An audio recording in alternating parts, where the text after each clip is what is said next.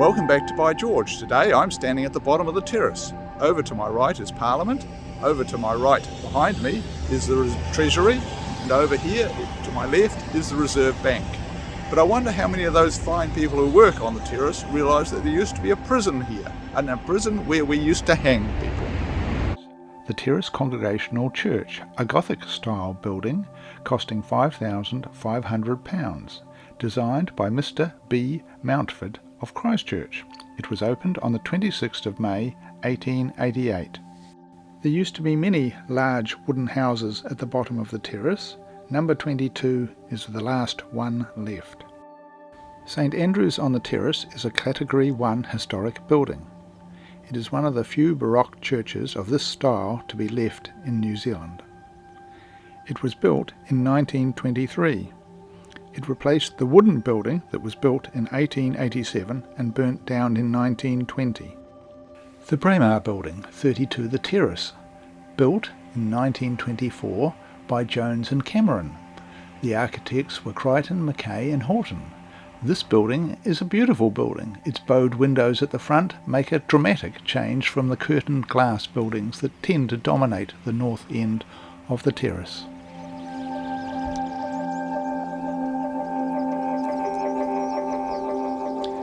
This photograph is from the Duncan Winder collection, now part of the Alexander Turnbull Library. We're looking north down the terrace with Parliament directly in front of us.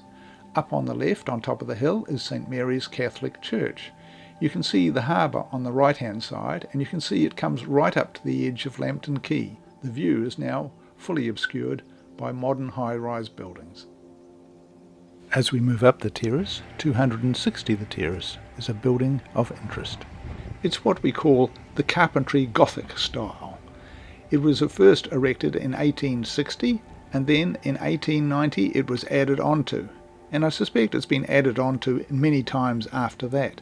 It certainly makes for an eclectic looking building, but it is a very interesting building to stop and have a look at. If you like this video, please tick like, subscribe and share it with a friend. More videos at By George NZ. We now travel up the terrace to the top of the terrace. It's interesting how it changes from commercial use into residential use. You can't talk about the terrace without talking about 320 The Terrace, the Gordon Wilson high-rise building here.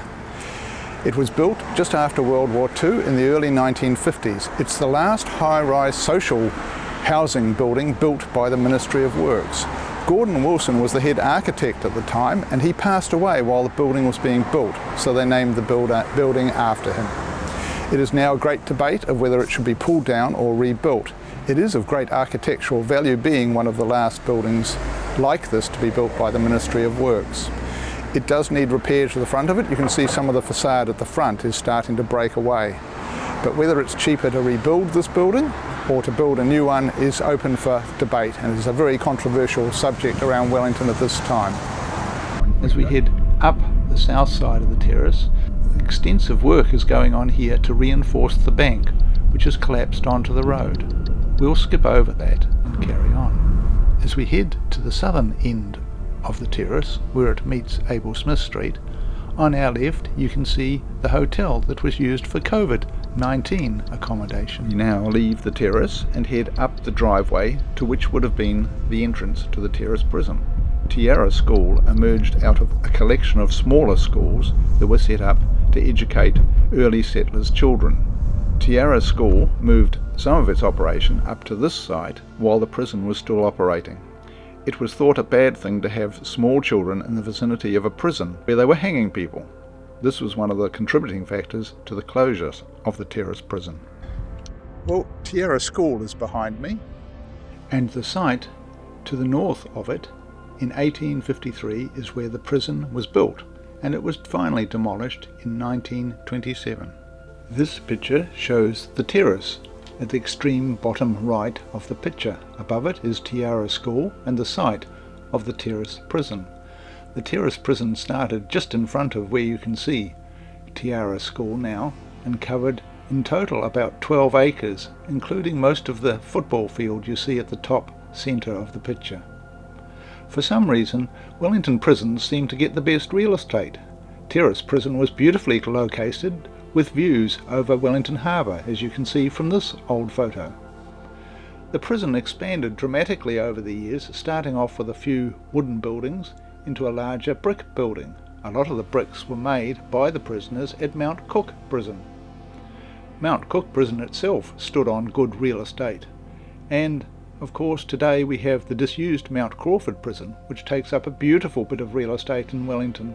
If you're interested in learning more about Mount Crawford, go to By George NZ and have a look at Mount Crawford Dock. By 1860, the original footprint had been vastly extended. This plan from 1860 shows you the size of the main block. It is labelled with letters. Most of them make sense.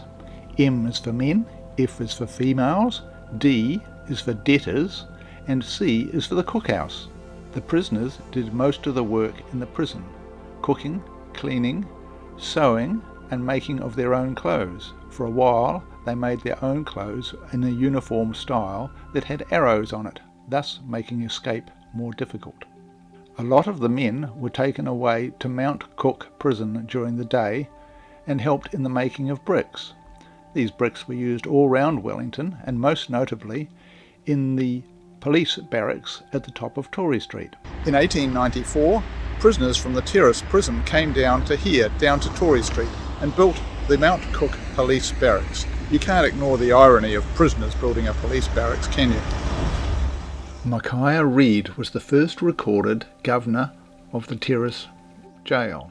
He was there from 1860 to 1885, 25 years. He retired at the age of 65 and built and moved to a new house at the corner of Adelaide and Hospital Road in Newtown. He died in 1890. He was buried at Bolton Street Cemetery, and to show how careful you have to be when you're looking at history, this photograph is the photograph that's usually shown of his grave, and it was at one stage, but it isn't anymore. This photograph was taken just the other day at Bolton Street Cemetery, just above the motorway, so the site of his grave has completely changed to all the common photos you see when you research this subject. In 1882, Mr. McGarvey was transferred from Canterbury to be head warden at the Mount Cook Prison.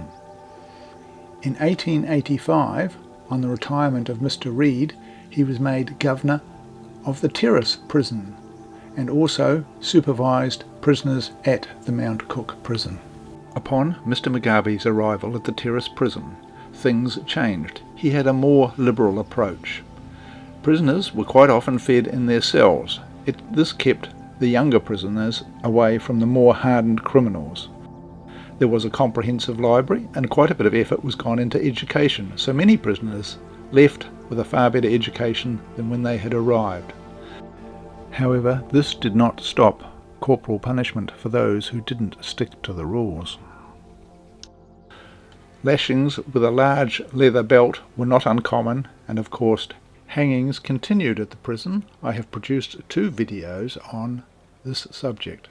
One on Daniel Cooper for the Newlands Baby Farm murders, and the other one, Murder at the Hollies, for John Toohey, who killed Herbert Knight in 1922 in Johnsonville. These people were both hung at the Terrace Prison. Their bodies were taken and buried at night at Karori Cemetery. In 1906, Alexander Armstrong arrived. He was 64 years old. He managed the prison for 3 years before he retired, by which time the prison was at the end of its life. In 1925, most of the prisoners had been moved to temporary accommodation at Mount Crawford. They were doing the hard labouring at Mount Crawford to build the new prison. A few prisoners were left behind at the Terrace Prison to demolish it. On a lighter note, the Terrace Prison was also well known for holding some of New Zealand's most famous politicians: Henry Holland, Bob Semple, and even Prime Minister Peter Fraser. Peter Fraser was the Prime Minister during the World War II period. They were all held as they were part of a union meeting that had, to quote, broadcast inflammatory speeches. Over the lifetime of the Terrace Prison, there were many changes in the way it was run. In 1870 it went from being a local prison to a national prison. There were other ideas introduced too. One was to make Mount Cook site the national site for prisons, so all the worst prisoners from throughout New Zealand would go to one prison at Mount Cook.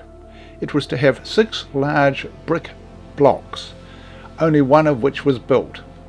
It was later demolished to make way for the National Museum and the Carillon. There are very few artefacts left from the Terrace prison, but this key and lock set is on display at the Masterton Museum.